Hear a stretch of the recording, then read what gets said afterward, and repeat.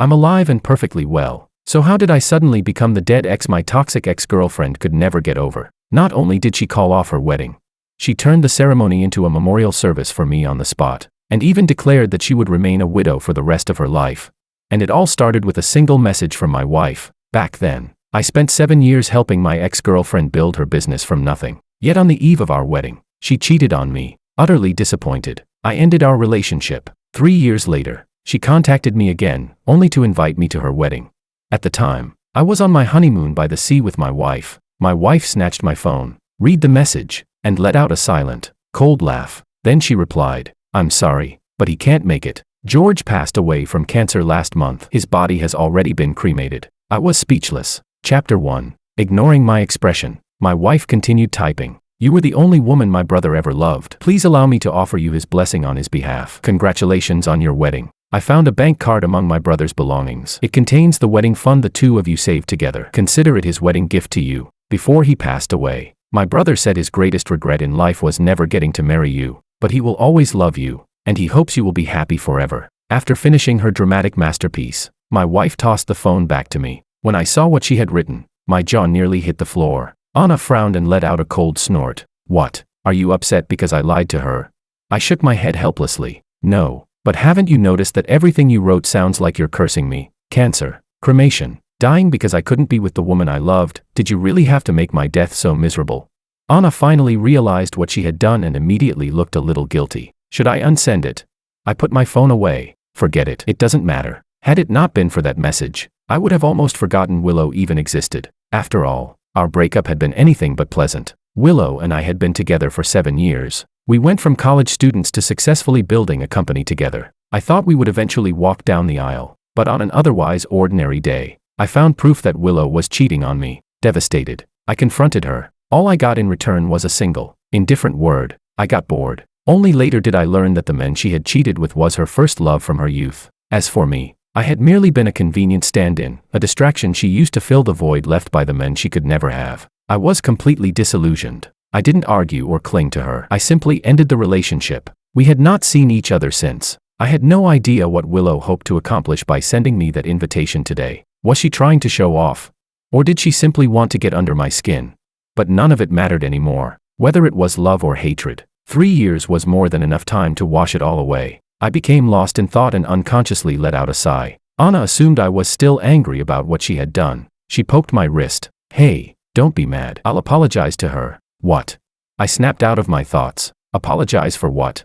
Anna glanced at my phone, realizing what she meant. I smiled. "It's really fine." Anna still didn't believe me. "Then why do you look so upset?"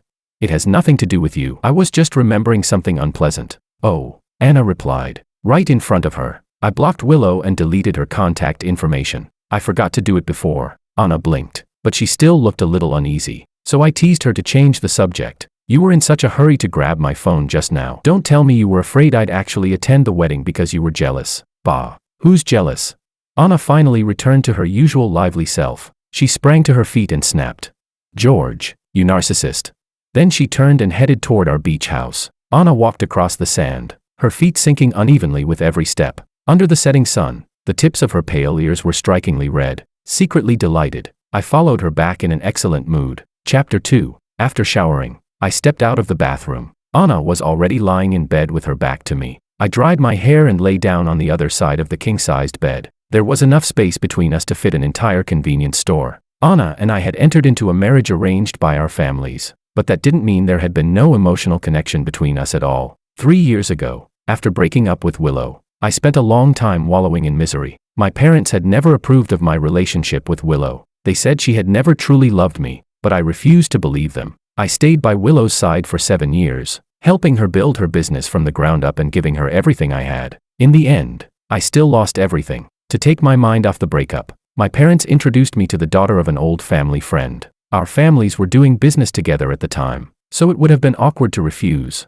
I agreed to meet her. Anna was a very cool, straightforward woman. The first time we met, she immediately told me that her parents had forced her to come and that she had no interest in me. I told her I understood. Then I told her everything that had happened between Willow and me. Anna expressed her deepest sympathy. As a result, spending time together turned out to be unexpectedly easy and enjoyable. After meeting her several more times, I discovered that Anna was full of wild and imaginative ideas. Following her around on her spontaneous adventures was incredibly entertaining. Little by little, I forgot about my painful history with Willow. So when my parents suggested that Anna and I get married, I agreed without much hesitation. The wedding took place as planned. To be honest, I had never quite understood how Anna truly felt. Had her parents forced her to marry me?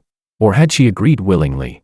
It wasn't until today, when she snatched my phone and angrily replied to Willow, that I finally became somewhat certain. She must have married me willingly. The soft rustling of fabric sounded beside me. Anna turned over to face me. In the faint light, I looked into her eyes and asked, "What's wrong?" Anna paused before saying my name. "George, we're married." "Yeah, so no matter what happens, you're not allowed to cheat on me. Otherwise, I swear I'll make you regret it." I froze. Before I could respond, Anna rolled over again and turned her back to me. I watched her curl herself into a ball and realized that Willow's message was still bothering her. Something stirred in my heart. I moved closer, wrapped my arms around her from behind, and said, "I know I won't." We had almost never been this physically intimate before. Anna's body stiffened for a moment, but she soon relaxed. She said nothing, though her breathing gradually became much calmer. That night, we fell asleep in each other's arms. Chapter 3. The next morning, before dawn, my phone began vibrating non-stop. I jolted awake, glanced at Anna, who was still sleeping, then quietly got out of bed and slipped out of the room. "Hello," I answered impatiently. The moment David heard my voice, he let out a sigh of relief. "George, I knew you weren't dead." I had no idea what he was talking about. Before I could ask, David launched into a long explanation. Apparently, Willow had completely lost it. Not only had she destroyed the half-finished wedding venue, but she had also gone around telling everyone that I was dead. She was frantically trying to find out where my ashes had been buried. You should have seen her. She looked absolutely devastated. For a second, even I thought something had really happened to you, so I called to make sure. David clicked his tongue in amazement. Then he asked me what the hell was going on. I told him what had happened yesterday and sent him a screenshot of Anna's reply. After reading it, David exclaimed, "Holy shit, that was savage. She didn't just break Willow's heart, she completely destroyed her. No wonder Willow went insane. If that happened to me, I'd regret it for the rest of my life." I didn't respond. What I couldn't understand was why Willow had reacted so strongly. She had abandoned me without the slightest hesitation back then. Now that she had heard the news of my death, why was she suddenly pretending to be so deeply in love?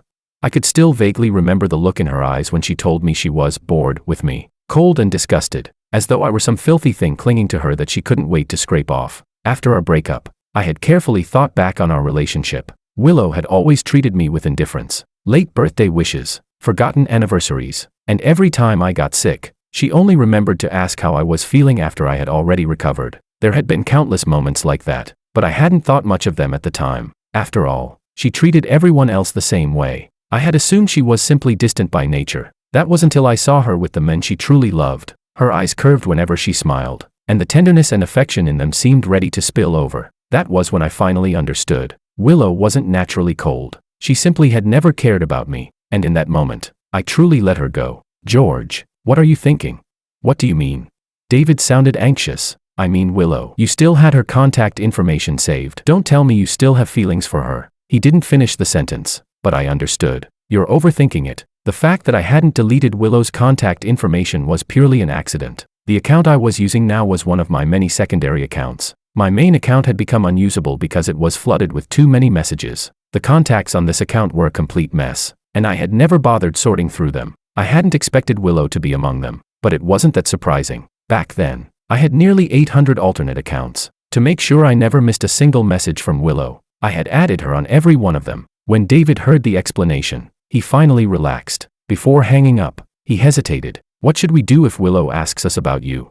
"Don't hide anything. Whether I was dead or alive was easy enough to verify. Besides, there was nothing to hide. It wasn't like I had done anything shameful." Chapter 4. Our honeymoon soon came to an end. Anna and I had traveled to many places together, and our relationship deepened rapidly. Then Anna was suddenly called away on a business trip to France, so we parted ways at the airport. "I'll come find you as soon as I'm done." After saying that, she quickly kissed me on the cheek, then immediately turned and hurried toward the gate with her assistant. I stood there grinning foolishly as I touched my cheek. Then I boarded my flight home. After landing, I left through the VIP passage. The driver who was supposed to be waiting outside was nowhere to be seen. Instead, a row of black cars stood there. Willow was watching me from a short distance away. After 3 years apart, Her appearance hadn't changed much, but she seemed calmer and more reserved than before. At that moment, however, her eyes were bloodshot as she stared at me intensely. She looked as though she wanted to tear me limb from limb. Yet there was also a complicated joy in her gaze,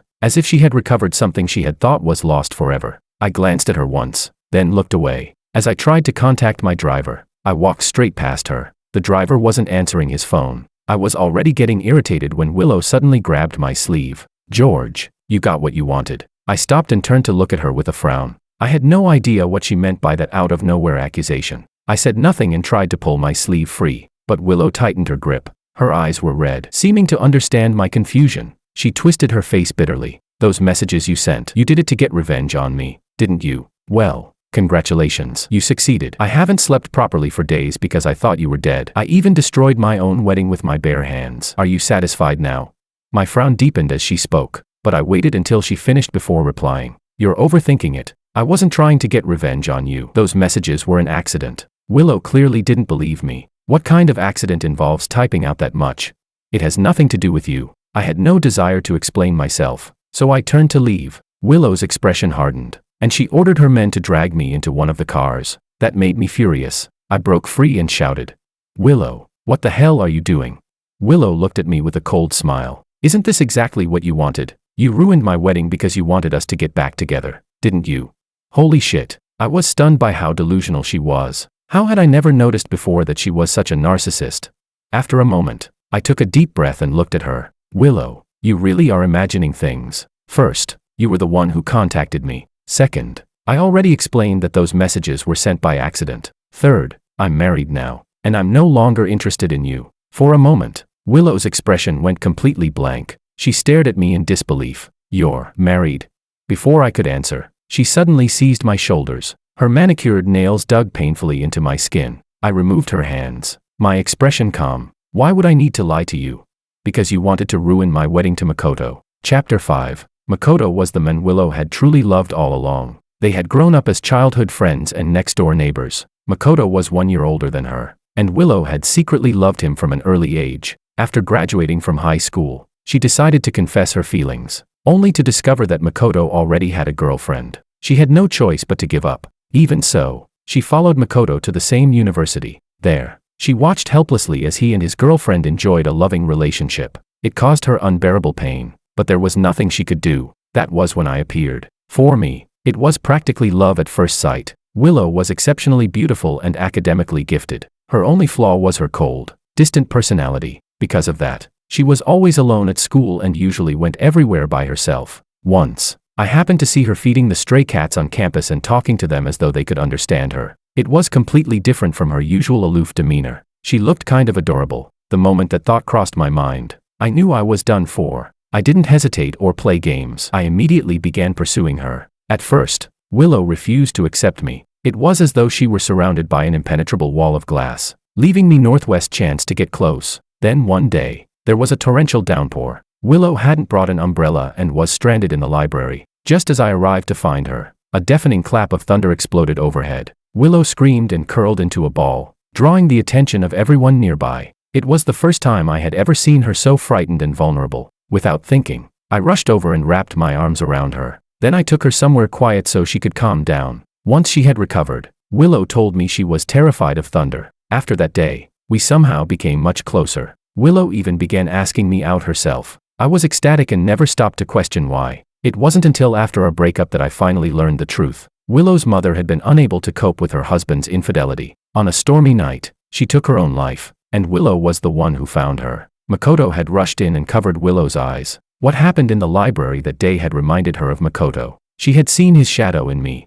That was the real reason she had agreed to date me. I had been Makoto's damn substitute all along. The car sped down the road. Willow's words surprised me for a moment, but I quickly regained my composure. I looked at her calmly. "I never intended to ruin your wedding. If those messages caused you trouble, then I apologize." Yet instead of accepting my apology, Willow's expression grew even darker. "George, do you really not care that I'm getting married?"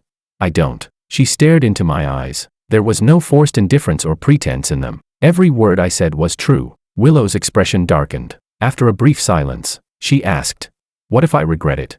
I frowned slightly. She continued, "What if I told you that I don't actually want to marry Makoto? That I misunderstood my feelings for him and mistook gratitude for love, that I regret breaking up with you now, would you? She didn't finish the question, but I understood what she meant. My expression remained unchanged. I felt neither disgust nor happiness. No. My answer was firm and final. Willow's expression shifted, and she looked deeply hurt. Still unwilling to give up, she asked, "Are you really married?" I nodded. She asked again, "And did you marry her willingly?" I nodded once more. Willow lowered her head and clenched her hands tightly. I couldn't see her expression, nor did I care to find out. Willow and I had ended a long time ago. Whatever she thought or felt had nothing to do with me anymore. I checked the time and pointed toward the intersection ahead. "I'll get out there." Willow said nothing, but when we reached the intersection, she told the driver to stop. I hailed a taxi by the side of the road. Even as I left, I could still feel Willow's gaze fixed on my back. Chapter 6. Anna returned a week later. The moment she walked through the door, she threw her arms around me. We kissed naturally, both of us filled with the joy of reuniting after a brief separation. Only after a moment did Anna seem to realize what she had done and become a little shy. She cleared her throat. "Guess who I just saw?" "Who?" "Willow." My movements paused, and I turned to look at her. Anna gave me a teasing look. "She's downstairs. Don't you think you owe me an explanation?"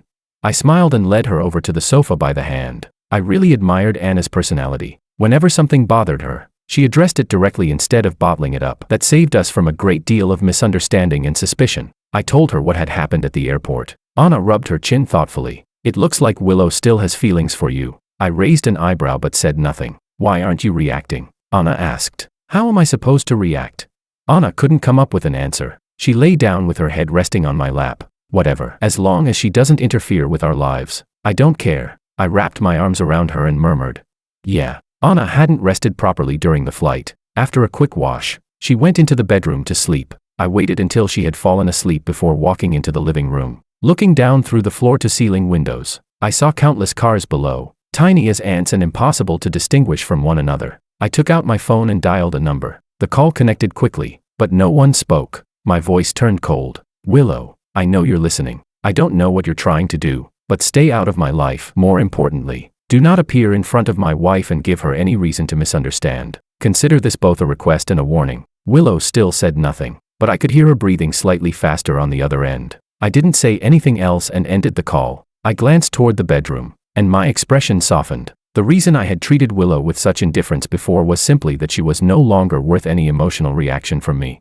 Whether it was her ridiculous claims or her outrageous behavior, I had viewed it all as nothing more than a performance, but I would not allow her to disrupt my life, especially not when it came to Anna. Chapter 7. The next day, I went to the office. I didn't see Willow's car downstairs, which put my mind somewhat at ease. Over the past 2 years, my parents had decided to enjoy their retirement and gradually handed the family business over to me. Between the wedding and the honeymoon, I had been away from the company for nearly a month. Fortunately, the highly paid secretary I had hired was extremely capable. By the time all the work reports reached me, they had already been organized and condensed into the simplest possible form. "Sir, you have a meeting this morning to discuss a potential partnership." My secretary handed me a file. After reviewing it, I got up and headed to the conference room. I arrived a little late, and the other party was already seated. "My apologies for..." My voice faltered. I hadn't expected the representative from the prospective partner company to be Willow. Willow's company specialized in cutting-edge technology, while my current project involved a personal care brand.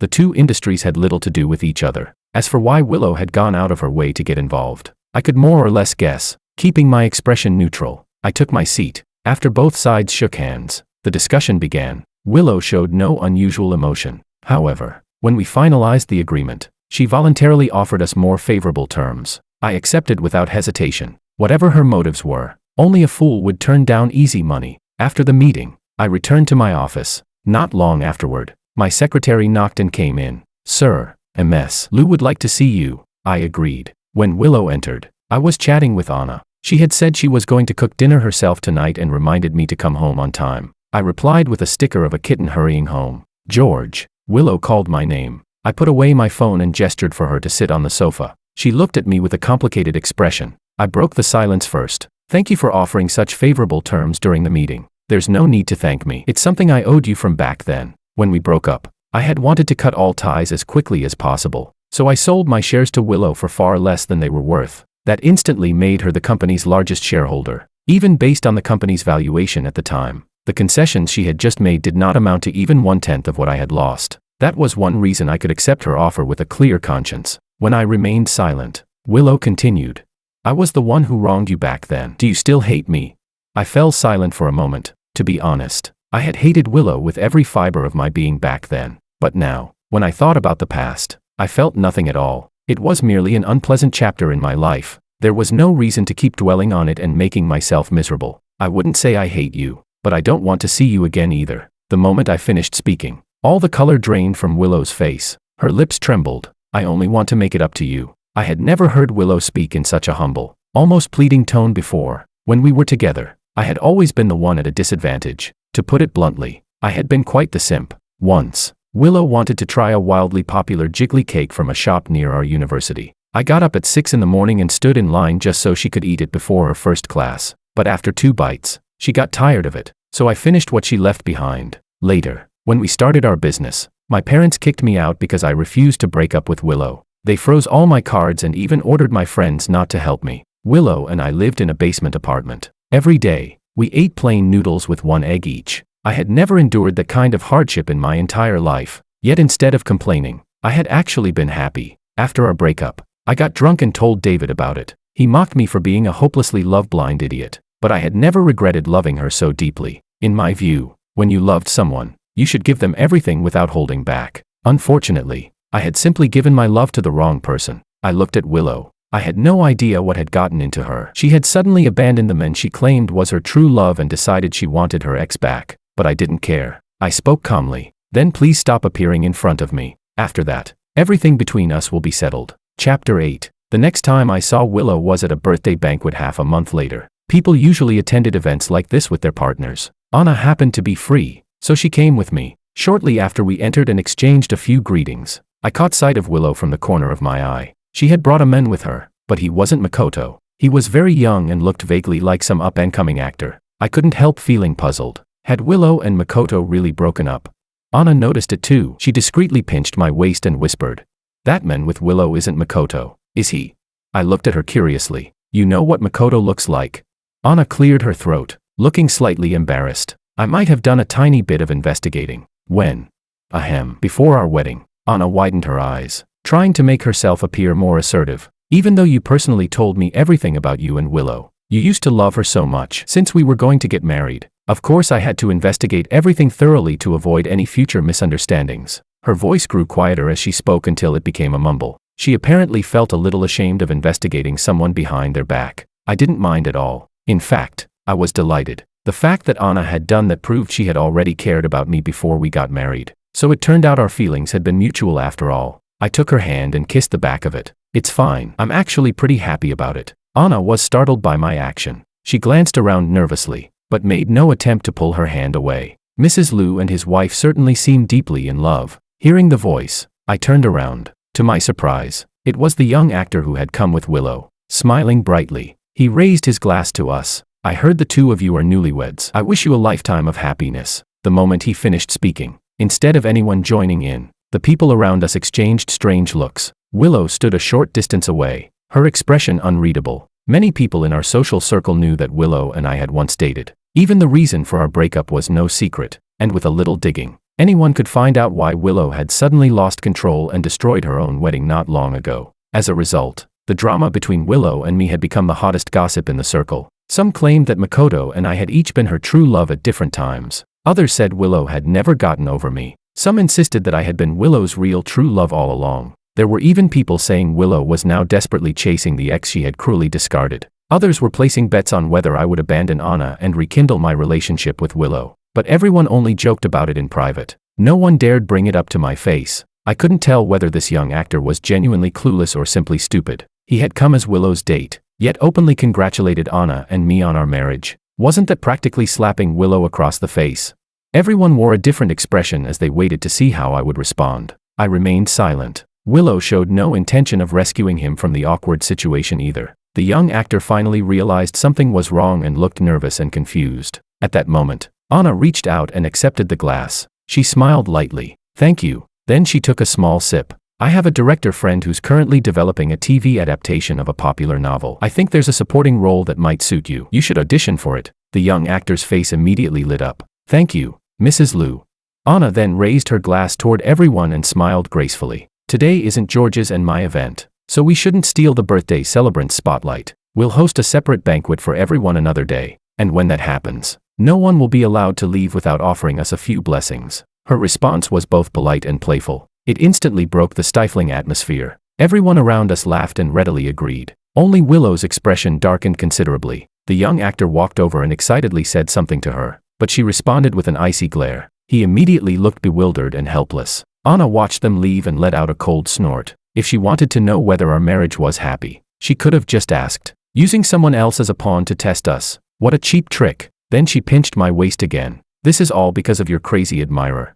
I flinched from the pain and protested innocently. What does this have to do with me?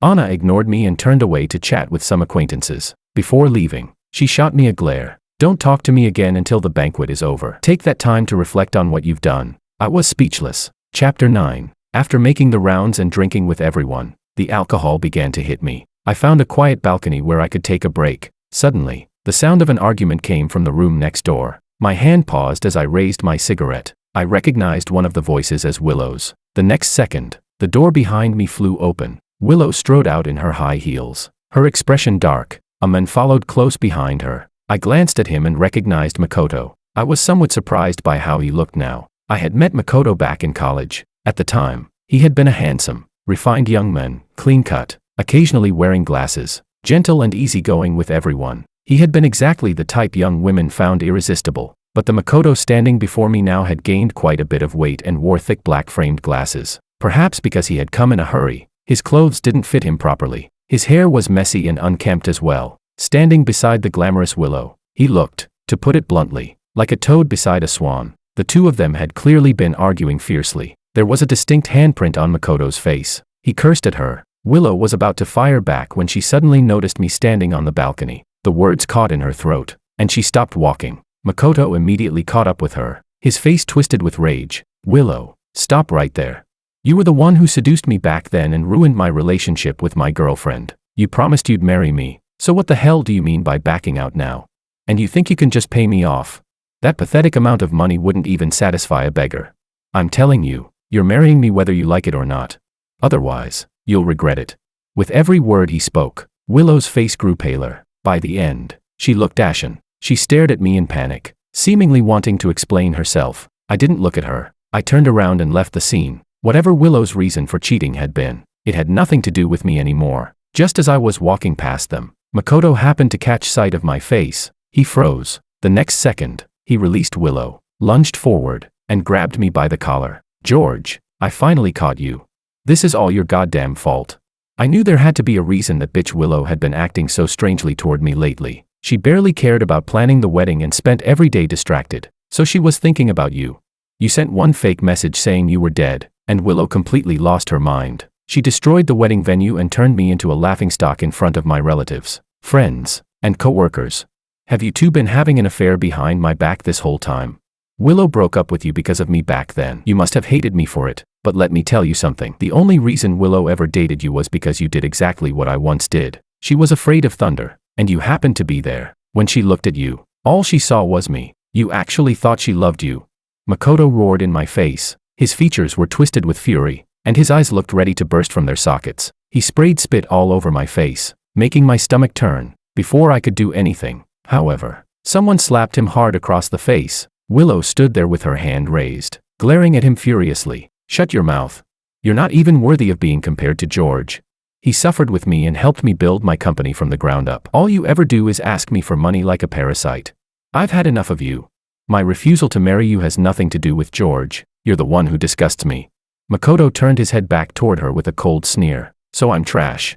Then what does that make you, when you were the one who crawled into my bed? Pathetic. And now I disgust you. You certainly sounded sweet enough back then, calling me Darling Mako every chance you got. Chapter 10. Makoto's words struck Willow where it hurt most. Her expression turned unbearably ugly. I watched the two of them tear each other apart and nearly laughed. Just how much had Willow once loved Makoto? Every year, she started preparing his birthday gift more than 2 weeks in advance. Whenever Makoto got sick, she fussed over him like an overprotective mother. Whenever he argued with his girlfriend, Willow swallowed her own heartbreak and comforted the girl. She had even become fairly good friends with her. And Makoto?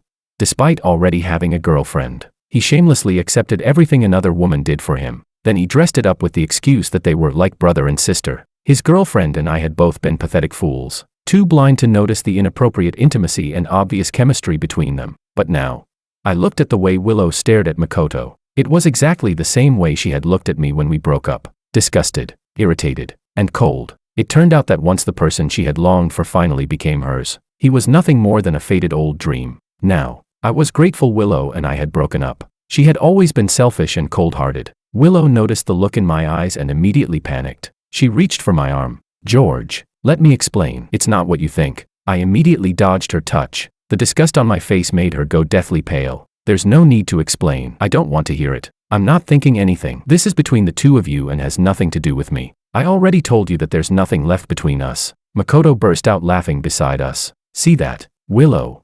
You're throwing yourself at him, and he still doesn't want you. You're pathetic. You only want the men who don't want you. You were like that with me, and now you're doing the same thing with George. What the hell is wrong with you? He doubled over laughing like a madman. I had no interest in watching the farce any longer. I tugged my sleeve straight and turned to leave. Willow grabbed my hand. Her eyes red. She pleaded. George, I know I was wrong. I've been thinking about you for the past 3 years. I was just too proud to come looking for you. Please give me another chance. Don't leave me. I'm begging you. I truly can't live without you. As she spoke, she suddenly leaned in to kiss me. I reacted quickly and shoved her away. Willow, what the hell is wrong with you? After being harassed again and again, I had finally reached the limit of my patience. I wiped the spot she had touched with open disgust and snapped. Then die. Willow froze in place, staring blankly at me. Tears slid from the corners of her eyes. With her beautiful face, she looked heartbreakingly pitiful, but I didn't even want to look at her. George, are you really that cruel? I replied coldly.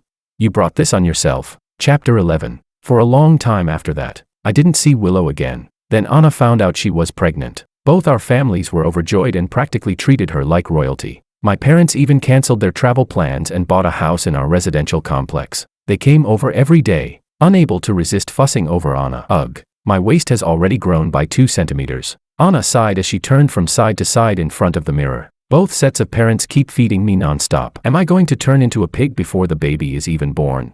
Seeing how distressed she looked, I wrapped my arms around her shoulders from behind. I'll hire a nutritionist tomorrow. That way, our parents won't have to worry about your health, and you'll have a good excuse to refuse all the extra food. How does that sound? Anna's eyes lit up, and she nodded vigorously. I had just breathed a sigh of relief when she pointed at a row of clothes nearby. None of my old clothes fit anymore. I need an entirely new wardrobe. Understanding what she was getting at, I smiled helplessly. I handed my card to the sales assistant, who happily hurried off to ring everything up. By the time we left the mall, it was already dark. We had spent the entire day shopping. My feet felt like they no longer belonged to me. Anna, on the other hand, was still bursting with energy. Compared to her, I felt as though I were the pregnant one who needed looking after. My hands were full of shopping bags, and 2 sales assistants followed behind us carrying even more. You could have just had the clothes delivered to the house. Why tire yourself out by coming here in person? Anna climbed into the passenger seat and huffed. That wouldn't be any fun. The whole point is enjoying the shopping and choosing everything myself. I showed her the red marks the bags had left on my hands. Right, you get to enjoy the shopping while I carry everything. Anna arched an eyebrow. You don't like it? I immediately corrected my attitude. Of course I do. It's an honor. Anna finally looked satisfied. I fastened her seatbelt and started the car. The sky was dark and heavy, as though a storm was about to break. It looks like it's going to rain. Let's hurry home. I glanced outside the car and suddenly froze. I wasn't sure whether my eyes were playing tricks on me, but I thought I saw Willow. Anna noticed me staring into the distance. What's wrong? I looked away. Nothing. Chapter 12. Anna was still exhausted after spending the entire day shopping. She didn't say anything, but the moment we got home, she collapsed face first onto the bed. I helped her take off her coat and said softly, "Get some rest. I'll wake you when it's time for dinner." "Okay," Anna murmured. She soon closed her eyes and fell asleep. I shut the bedroom door and walked into the living room. Dark clouds blanketed the sky outside, as though they were about to crush the entire city beneath them. I walked to the window and looked down through the glass. Although I couldn't see anything clearly, I couldn't shake the feeling that Willow was somewhere below. She had probably seen Anna and me shopping together today. A sudden chill ran through me. Had Willow been following me all this time?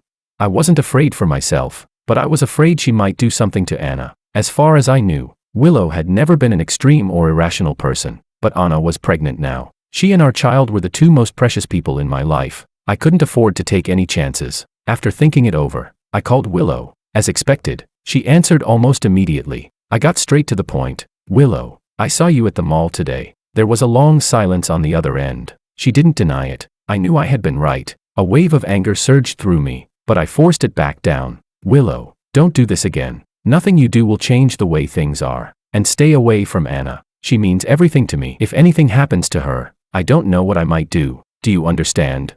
There was still no response. Just as I was about to hang up, Willow's hoarse voice came through. I'm sorry, I didn't mean any harm. I just wanted to see you. I lowered my voice, but I don't want to see you. I have a new life now, and I'm happy. The best apology you can give me is to stay out of my life. Willow's breath caught. I heard her begin to cry. Her voice choked with emotion. She was about to say something else when a bolt of lightning suddenly split the sky, turning the night white. A deafening crack of thunder followed. Even the floor-to-ceiling windows seemed to shake. A terrified scream came through the phone. Willow's voice trembled. George, the thunder is so loud. I'm scared. I'm really scared. Can you come find me?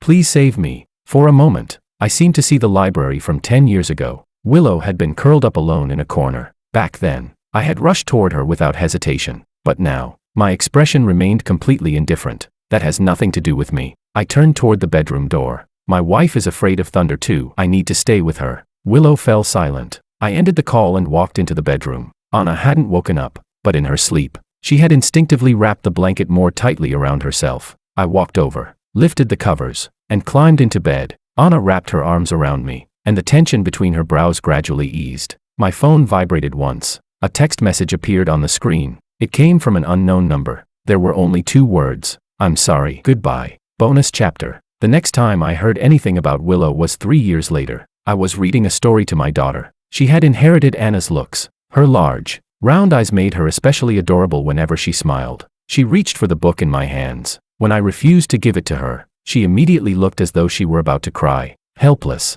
I picked up a toy to distract her. Soon, the two of us were playing together, and she giggled happily as I made her laugh. Anna returned from outside looking as though she wanted to say something but didn't know how. Noticing that something was wrong, I picked up our daughter and walked over to her. Anna spoke with a complicated expression. Willow passed away. What?